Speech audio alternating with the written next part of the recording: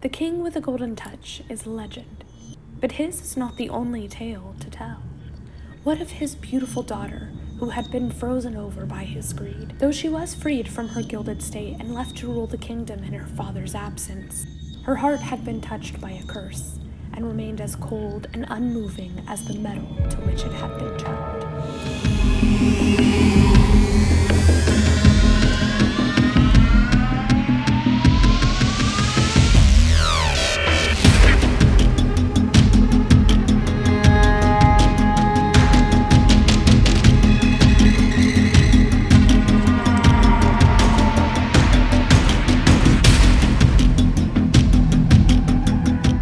Beautifully spooky friends, and welcome to another 31 days of Halloween. Today's beautiful skullstress is modeled by my friend Jelicia. We're starting today with a black water activated paint, hitting her nose first, our little teardrop shapes, and then sketching out where we want the negative space in her cheeks to be. We're going to fill that in with that same black paint, and then I mixed together a gold Mayron powder with glycerin and made a paint-like kind of consistency to highlight the very tippity top of what we have just carved out here on the face as well as on the nose. With that same paint, we're going to give our skull some teeth. We're starting out with little tic-tac kind of shapes at first, and then we are going to be using our brush with whatever leftover paint is on it, and we're gonna drag them up and out and curve ever so slightly with the same curvature that we've already carved out our cheeks with, if that makes any sense. Basically, the teeth are gonna curve out and then fade into the rest of the face. To really make those teeth pop, I'm then going to be outlining them in black.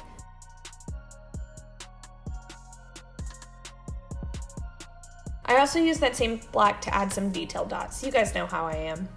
I didn't want to just leave the neck and chest bare because I thought that that would look kind of off. So I ran that same gold paint in very blocky pieces here on the neck and into the chest, kind of to resemble exposed bones. Then I went back to the face and I bedazzled it with these cute little gold studs. This took an actual eon, but I absolutely love the way that it added texture to my overall look. I used these to decorate not only the cheeks, but also here onto the front teeth, which I thought was so necessary, so beautiful. And then I decided that I needed to counter the darkness that was here around our mouth area with something up here in the top of the face.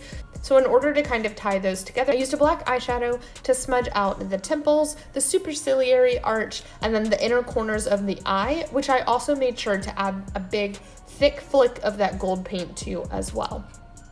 And I bedazzled this, of course. Really no rhyme or reason to the bedazzling, I just kind of went ham. For the headdress, we lived our very best crafty queen life, and we sat watching TV and burning the heck out of our fingertips with hot glue.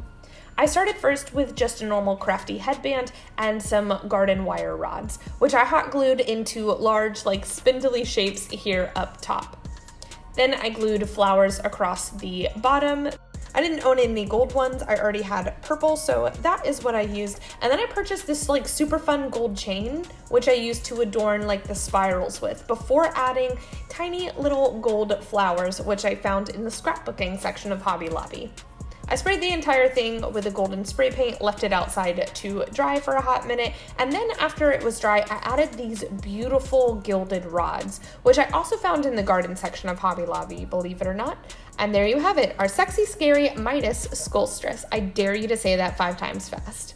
Thank you, my radiant friend Jelicia, for letting me decorate your face. Hope you guys enjoyed this Halloween video. Have a very fun, safe, somewhat spooky day, and I will see you beautiful people tomorrow with another video. Bye.